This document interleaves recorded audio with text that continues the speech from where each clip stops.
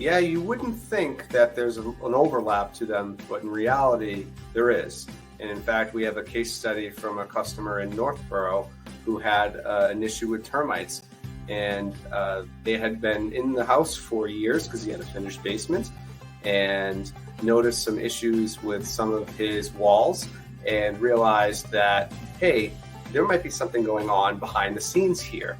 And in opening up the walls, he had found that he had extensive termite damage, not only in the finished basement portion, but up in the main structure of the house. And eventually he was able to get them, exterminated from the house.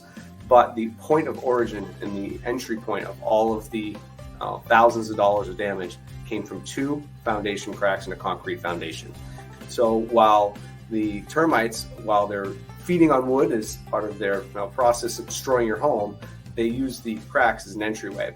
And these particular cracks were less than 1/8 of an inch. So that little hairline crack that doesn't really seem as a big issue, never let water in, and the entire existence of the house did allow termites to come in. In talking to pest control experts, we found out that termites need no more than 1/16 of an inch to find its way in. And what they'll do is they'll send scouts out essentially to find paths to where they think there's good wood.